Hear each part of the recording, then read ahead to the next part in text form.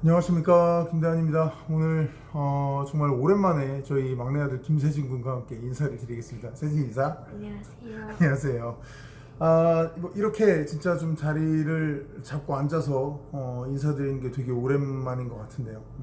저도 뭐 시간도 없고 그래서 이런 자리는 못 가졌었는데, 세진이도 정말 오랜만에 여러분들 뵙는 것 같은데 뭐 많은 일들이 있었어요. 우리 세진이가 얘기 좀 해볼까? 뭐 새로 이거 손에 뭐 들고 있어? 막대기. 막대기는 뭐야?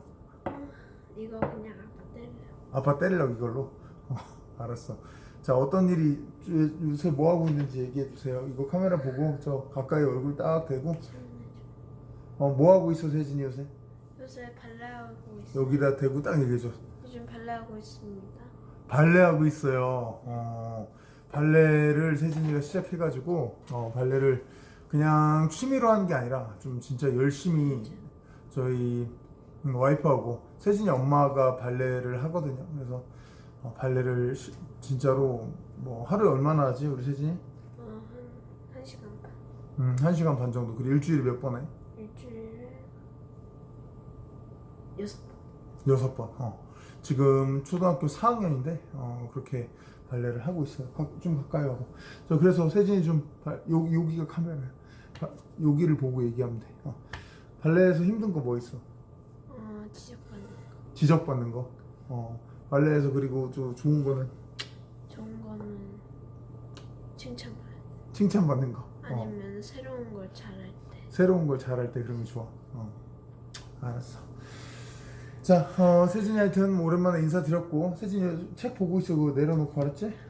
자, 오늘 좀 말씀드려보겠습니다. 오늘 말씀드릴 선수는 많은 분들이 질문을 주셨던 선수예요. 콜비 코빙턴 선수입니다.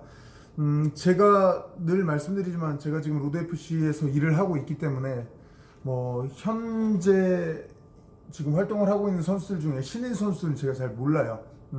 그래서 뭐 시간을 들여가지고 그 선수들의 뭐 경기를 다 보고하면서 분석을 할 만한 정말 그런 시간이 없고, 반면에 콜비 코빙턴 선수는 제가 뭐 예전부터 잘 알고 있었고, 뭐 김동현 관장님과의 경기도 제가 해설을 했었고, 또 사실 그런 걸 다 떠나서 그냥 테이크다운이라든지 여러 면에서 하빔 누르마고메도프처럼 제 입장에서도 배울 만한 게 굉장히 많은 선수라고 생각을 해서 좀 오래전부터 이렇게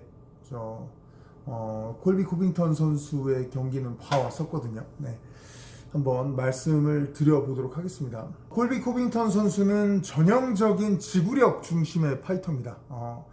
제가 늘 말씀드리죠. 사람마다 다 강점, 선수들마다 다 강점이 다르다고. 뭐 은간우처럼 파워가 센 선수가 뭐 있고, 또 스피드가 굉장히 빠른 선수가 있고, 다 다른 건데, 콜비 코빙턴 선수는 전형적인 지구력 중심의 선수예요. 체력이 좋은 거죠. 뭐 스타일은 다르지만 타격에서 그렇게 볼륨을 살리는 뭐 맥스 할로웨이라든지, 과거에 뭐 어디서든 막 스크램블을 막 끝없이 했었던 카를로스 콘디시라든지, 이런 선수들과 마찬가지로 굉장히 체력이 좋기 때문에 볼륨을 좀 높여서 상대를 잡아먹는 스타일의 선수인데요. 같은 어찌 보면 뭐 체격도 비슷하고 또 왼손잡이 자세로 압박을 하는 하파엘 도스 안요스 선수가 있는데, 도스 안요스는 제가 예전에 소개를 드렸죠. 거의 왼손잡이 MMA 선수들의 거의 압박형 MMA 선수들의 정석 같은 존재라고요. 근데 하파엘 도스 안요스는 레슬러 출신이 아니죠. 그러다 보니까 좀 더 상당히 정석에 가까운 하파엘 콜데이루 특유의 그 무에타이 타격, 그리고 레슬링도 끈적끈적한 레슬링보다는 굉장히 깔끔하고, 뭐 수준은 높지만 상당히 깔끔한 레슬링, 그리고 또 아주 그라운드도 아주 정석적이고 교과서적인 그런 게임을 갖고 있는데요. 코빙턴은 하파엘 도스 안요스와 비교를 해봤을 때는 모든 파트가, 타격도 그렇고 그라운드도 그렇고 뭐 테이크다운도 그렇고 좀 더 볼륨이 더 높아요. 개수가 더 많고 더 치열합니다. 그러니까 체력으로, 볼륨으로 많은 것들을 더 해결하는 스타일이라고 보시면 뭐 되겠습니다. 코빙턴은 원래 아시는 분들 많겠지만 오른손잡이죠. 오른손잡이입니다만 주로 왼손잡이 사우스포 자세를 잡고 싸웁니다. 뭐 가장 큰 이유는 본인이 편하기 때문이겠죠. 아시다시피 뭐 레슬러들은 오른손잡이가 이렇게 서는 게 아니라 보통 이 자세로 서서 태클을 많이 치니까요. 그 스탠스를 잡아야 아마 본인이 태클이 제일 자연스럽게 잘 나올 거예요.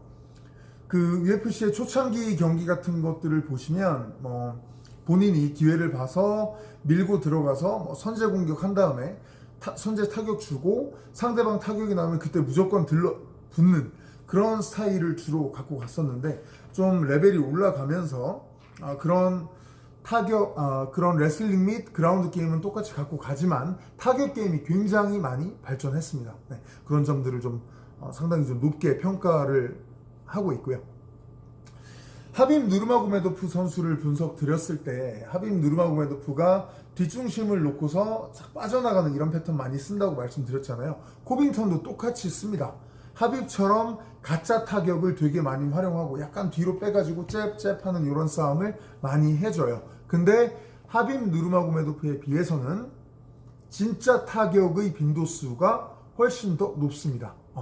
하빕 누르마고메도프 영상 전에 제가 그 영상 때 말씀드렸었죠. 하빕의 타격은 잽 빼고는 거의 다 가짜라고. 근데 코빙턴은 그렇지는 않은 거예요. 그 레시피 자체가 누가 더 뭐 좋다, 어떤 게 더 옳은 레시피다 할 수는 없는 거예요. 다른 거죠. 따지고 보면 하빕 누르마고메도프보다는 좀 덜 여우 같은 거죠. 그렇게 또 스타일을 잡고 진짜 펀치를 하빕에 비해서 더 많이 날리니까 코빙턴이 하빕에 비해서 경기를 보면 좀 더 많이 맞을 수밖에 없습니다. 그리고 하빕의 타격 거리보다 살짝 가깝고요. 경기를 보시면 상대방은 밀고 들어올 때 하빕은 뭐 태클로 받을 때도 있지만 안전하게 빠져버리는 경우가 되게 많아요. 타격의 센스도 굉장히 좋죠. 근데 하빕처럼 빠지는 게 아니라 코빙턴은 오는 순간 발붙이고 휘두르는 경우가 되게 많습니다. 하빕은 이렇게 거의 안 하거든요. 자기가 딱 안전하고 지금이 제일 적기다라고 판단했을 때가 아니면 들어오는 사람하고 막 받아가지고 난타전 하는 경우는 없는데 코빙턴은 많아요. 그러다 보니까 보는 사람 입장에서는 뭐 더 재미가 있는데 코빙턴 본인 입장에서는 좀 더 얼굴을 많이 맞을 수밖에 없죠. 뭐 하빕 누르마고메도프나 말씀드렸던 전에 또 플로이드 메이웨더 이런 사람들은 그런 난타전을 전혀 하지 않습니다. 전혀 하지 않아요. 아까 말씀드린 체력이 좋다는 특징이 있기 때문에 이런 패턴을 저는 쓴다고 봐요. 하빕보다 타격 센스는 떨어지는데 지구력은 더 높은 형태의 사람이거든요. 그러다 보니까 이런 패턴을 써서 좀 더 난전을 갖고 가는 그런 스타일을 택한 걸로 보이고요. 하빕은 좀 더 여우같이 세팅을 하나하나 굉장히 수준 높게 해놓는다고 한다면 코빙턴은 좀 체력으로 밀어붙이는 면도 좀 크다고 할 수 있겠습니다. 다시 한번 뭐 설명하자면 기술적인 빈틈도 아무리 인류 선수지만 조금 있겠죠. 완벽한 사람은 없으니까. 근데 그런 부분을 볼륨으로, 개수로, 프레셔로 해결하는 스타일이에요. 케인 벨라스케즈와 이 점은 상당히 좀 일치한다고 할 수 있겠어요. 그래서 뭐 최대 장점은 계속해서 말씀드리는 무한 체력 그리고 스피드가 굉장히 빠릅니다. 스피드가 되게 빨라요. 그게 오히려 좀 스피드 빠른 뭐 막 예전에 조제 알도라든지 TJ 딜라쇼라든지 이런 선수들에 비해서 티가 안 나는 것 같은데 제가 보기엔 굉장히 빨라요. 체력이 좋은데 빠르니까 탁탁탁 캐치가 되게 잘 되는 거예요. 근데 약점은 펀치가 좀 물주먹이죠. 늘 말씀드린 대로 뭐 펀치력은 또 타고나는 거기 때문에 이런 부분은 뭐 코빙턴이 역시 이런 부분도 볼륨으로 좀 많이 해결하려고 한다고 보시면 되겠습니다. 사실 코빙턴 선수의 그 스타일을 뭐 보시면 많은 분들이 이제 팬들도 많이 계시고 안티도 계시지만 저는 이제 너무나 유명한 그런 뭐 분이 되어버린 김동현 관장님과의 경기가 굉장히 의미가 좀 컸다고 생각을 해요. 김동현 선수가 그래플링에서 커리어 사상 이렇게 밀리면서 완패를 당한 건 처음이었거든요. 뭐 데미안 마이아 전 때 늑골 부상이라든지 뭐 타이론 우들리나 카를로스 콘디에게 당했던 KO 패배라든지 이런 것보다 저는 굉장히 큰 의미였다고 저는 생각을 해요. 이거는 뭐 김동현 관장님 본인 개인 커리어에 봐서 그렇고 종합격투기의 역사로 봤을 때에도 저는 그래플러에서 저는 김동현 관장님이 그런 약간 그래플링 쪽에 대해서 전 세계적으로 굉장히 인정을 받는 초특급 선수라는 거를 여러 차례 영상을 통해 말씀드렸잖아요. 근데 콜비 코빙턴과 김동현 관장님과의 경기가 종합격투기 그래플링의 세대가 바뀌었다는 것을 보여줬던 아주 의미 있는 승부 중에 하나라고 생각을 합니다. 보면 김동현 관장님은 굉장히 잘하시는 선수인데 약간 스타일이 레슬러들 중에도 되게 많은 스타일이 있다고 말씀드리잖아요. 그 레슬링이나 그래플링이나 이런 게 기술 되게 좋고 이런 거 165 이런 거 다 떠나서 이런 건 다 갖춰져 있고 스타일이 약간 받아먹는 스타일이에요. 받아먹는 스타일이라고 합니다.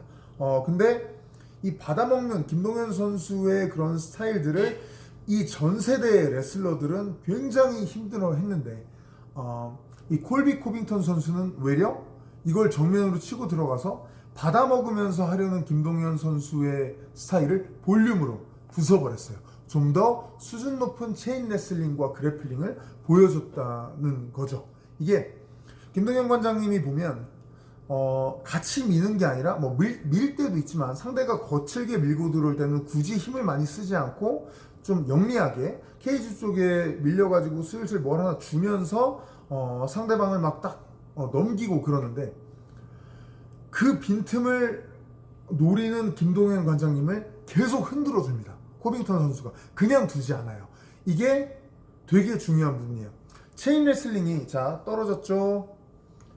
떨어졌다가 뭐 태클이나 붙어서 근데 여기서 막혔다 그러면 좀 쉬다가 다시 밑으로 내려가서 넘기고 이 굵직한 역은 똑같아요. 이 세 가지 역 같은 건 똑같아요. 근데 문제는 뭐냐면 그 역 사이에 연결고리들이 있을 거 아니에요. 그 연결고리들이 굉장히 좀 촘촘해졌다고 보시면 돼요. 예전 그 전 세대 그 레슬러들에 비해서 예전 선수 같은 경우 예를 들면 김동현 선수에게 다리를 잡았어요. 김동현 선수가 방어하고 살짝 뭐 주고 이렇게 기다리면은 올라가서 같이 쉬었단 말이에요.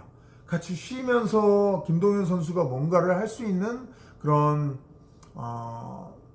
타이밍 같은 거를 좀 줬단 말이에요. 근데 코빙턴 선수는 그렇게 하질 않아요.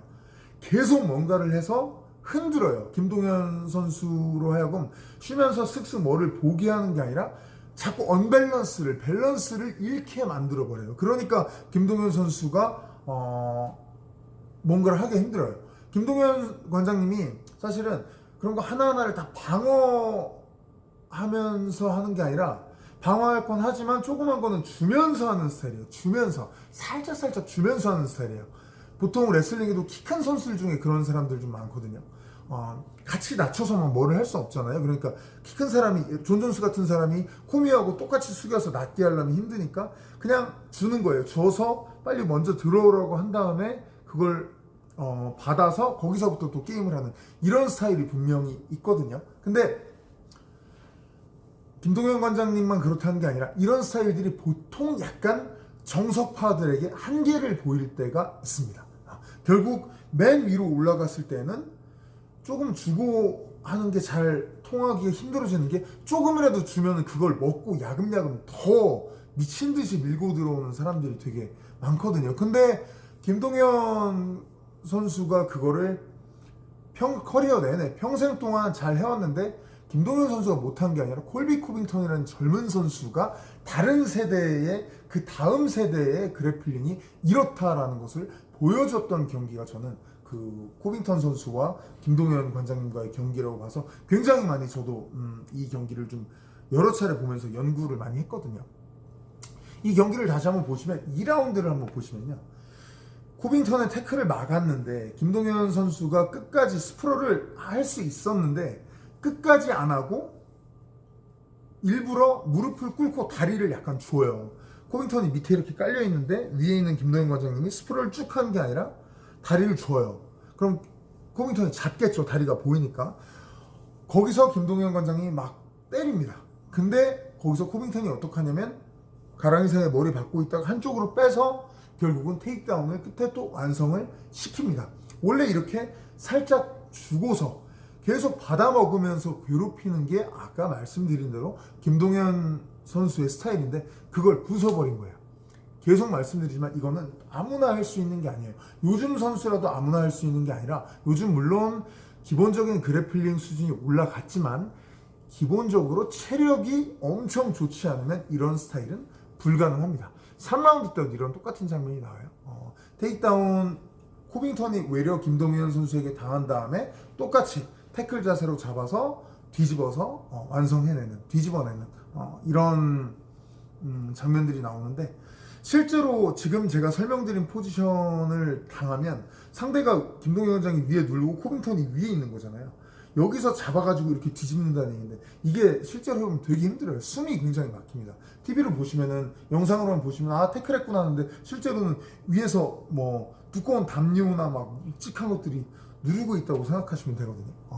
그럼에도 불구하고 그렇게 좀 아주 수준 높은 그래플링을 보여준다는 것 자체가 되게 의미가 있다라는 거를 저는 꼭 설명을 드리고 싶었어요. 김동현 선수와 같은 시대에 활동을 했던 뭐 역시 대표적인 그런 웰터급의 최강자라고 한다면 당연히 조르지 생피에르를 들 수 있겠는데요. GSP나 김동현 관장님의 경기를 보시면 요즘 선수들처럼 체인 레슬링을 막 끈질기게 막 체력을 들이면서 한다기보다는 거리를 상당히 두고 있다가 한 방에 깔끔하게 테이크다운을 성공시키는 장면들이 많이 나옵니다. GSP는 뭐 가라데, 포인트 가라데로 다져진 천부적인 감각, 제가 예전에 GSP 영상에서 한번 설명드렸었죠. 그런 감각이 있기 때문에 가능하고 김동현 선수는 장신의 사우스포라는 이점을 살려서 거리를 두고 있다가 딱 잡아서 캐치를 해서 넘기는 경우가 굉장히 많이 커리어를 보면은 나옵니다. 근데 콜비 코빙턴으로 대표되는 뭐 하빔 누르마고메도프도 마찬가지고 이런 다음 세대의 젊은 레슬러들은 그래플러들은 그 기회를 주지를 않습니다. 왜냐면 그 기회를 기다린다기보다 자기가 먼저 펀치 치고 붙고 펀치 치고 붙고 해서 난전을 먼저 상대에게 막 들이대서 자 이렇게 난타전 나는 진흙탕 싸움으로 갈 거야. 너 어떡할래? 어떡할래? 들이대는 거거든요. GSP조차 그렇게 난전이 됐을 때는 좀 힘들어 한다는 것을 조니 핸드릭스 전에서 보여줬었어요. 그래서 이런 저는 개인적으로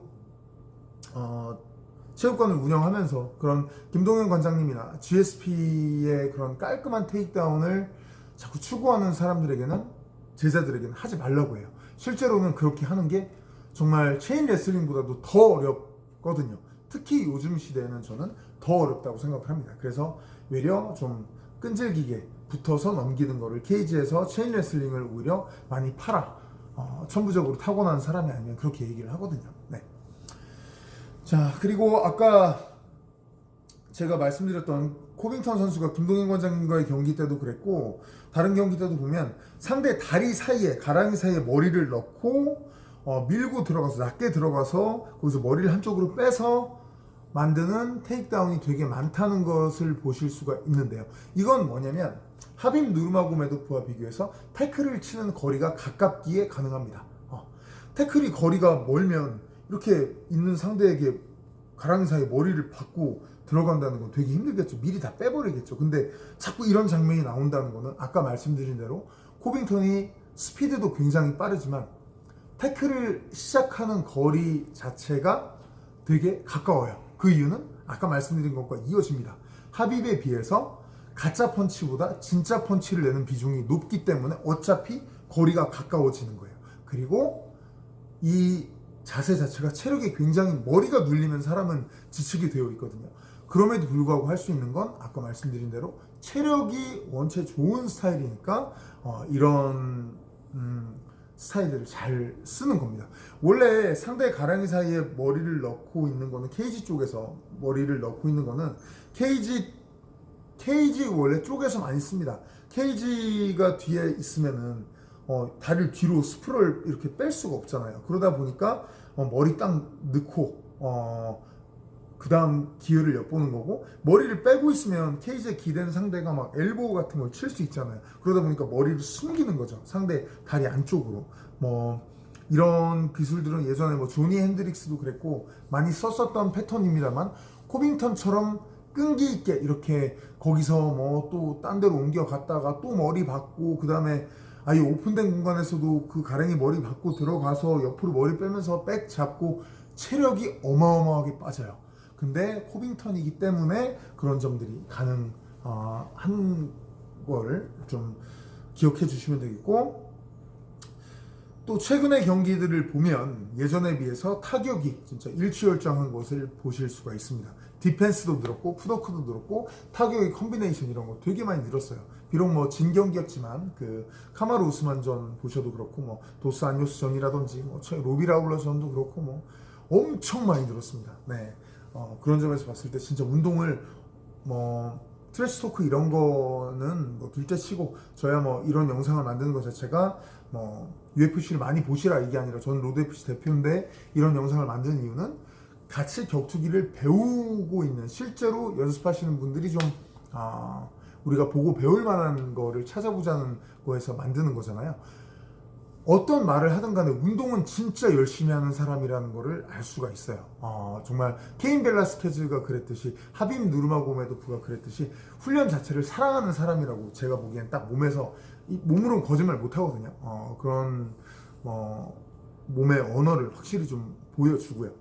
우리가 또 배워야 될 거는, 코빙턴 선수가 테이크다운 할 때 보시면 한 번 그립을 잡으면 절대 쓸데없이 풀진 않습니다. 이걸 잘 보고 활용해 보세요. 케이지의 테이크다운은 뒤에가 케이지로 막혀있기 때문에 스프롤을 상대가 못 하잖아요. 물론 그걸 지고한 디펜스도 있지만, 공격하는 사람 입장에서의 장점은 조금만 틈을 만들면 그 다음에 그립을 완성할 수가 있습니다. 이 그립을 세게 잡는 게 아니라 힘을 주는 게 아니라 타이트하게 유지하면서 절대 풀지 않고 이리저리 돌아다니면서 테이크다운을 치는 패턴이 코빙턴 선수가 굉장히 많습니다. 물론 하빔 누르마고메도프도 그걸 잘 합니다만, 코빙턴의 경기를 보시면서도 그래플러들은 꼭 이런 걸 좀 배워보시면 좋을 것 같고, 정석적인 타격도 되게 잘하고요. 마지막으로 좀 말씀을 드리면, 정석적인 타격도 되게 잘해요. 이제 뭐 타격과 못지않은 타격을 갖고 있는데, 또 커리어 초반에도 썼었고 지금도 잘 쓰는 가짜 타격, 약간 붙기 위한 타격을 주고 레슬링으로 섞는 패턴 같은 거, 그래플러 스타일의 수련자들이 많이 참고해 보시면 좋을 것 같아요. 특히 제가 다른 영상에서도 말씀드렸죠. 발차기를 찬 다음에 그냥 정석으로 빼려고만 하지 말고 차놓고, 그때 이미 생각하는 거예요. 발차기 차고 꼭 뒤로 빼는 게 아니라 차고 앞에 내려놓고, 분명히 이때 내가 차면 찰 때 생각하는 거예요. 찰 때 펀치, 내가 찬 다음에 펀치로 받아칠 거야. 그때 붙어야지 생각하는 거죠. 차고 그때 이미 펀치 보고 있으면 그거 다리 내려오면서 펀치 보면서 숙여서 막아주면서 태클 들어가는, 이런 패턴들을 많이 활용해 보시면 코빙턴 선수의 그 경기에서 배우실 것들이 굉장히 좀 많다고 생각을 합니다. 네. 코빙턴 선수의 분석은 여기까지고요. 다시 한번 말씀드리지만 상당히 성실한 선수라고 생각이 들어요. 경기 스타일은 뭐 좋아하시는 분들도 있고, 코빙턴 자체를 좋아하시는 분들도 있고 안 좋아하시는 분들도 있겠지만, 혹시 다시 한번 말씀드린 대로 그래플러를 좀 그래플링 쪽에 강점이 있고, 그래플러로서의 그 스타일을 좀 추구하시는 분들이라면 누구나 하빔 누르마고메도프만큼 연구를 해야 되는 선수가 아닌가, 네, 생각을 해보겠습니다. 자, 얘긴 여기까지고요. 옆에 있는 세진이하고 이제 또 저희 로드닥 제품 소개해 드리도록 하겠습니다. 세진이 옆에서 뭐하고 있어서 책 다 읽었어? 간만에 영상 찍으니까 어때? 여기 보고 말씀 드려. 재밌어. 재밌게 뭐가 재밌어요? 그래서 이거죠. 이거 갖고 놀고, 이거 뭐하고 놀고 있었어 근데 혼자? 아빠 때릴 생각. 아빠 때릴 생각하고 있었어 이걸로? 이거 뭐 막대기 엄청 두꺼워. 이거 맞으면 아파. 이거 아프다고. 아프다고 진짜.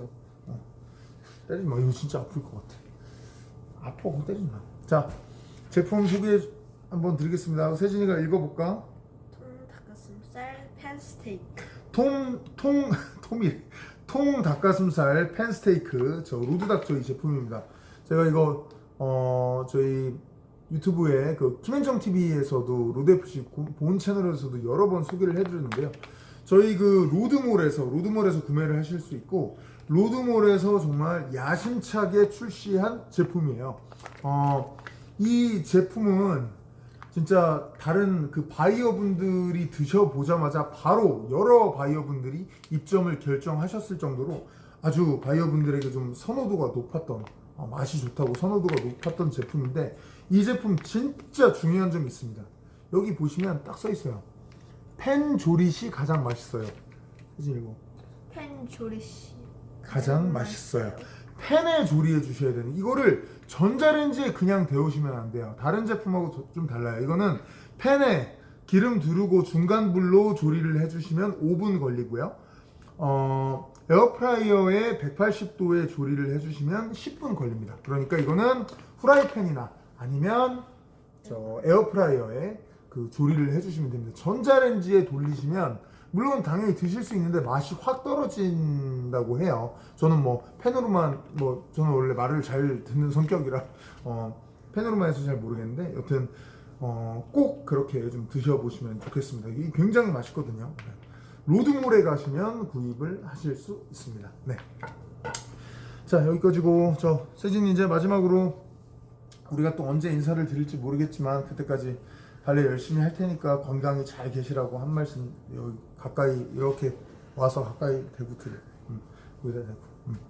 여기 보니까 동그란 뻥크 뚫린 거. 제가 또 촬영이 안 나올 수도 있으니까 건강하세요.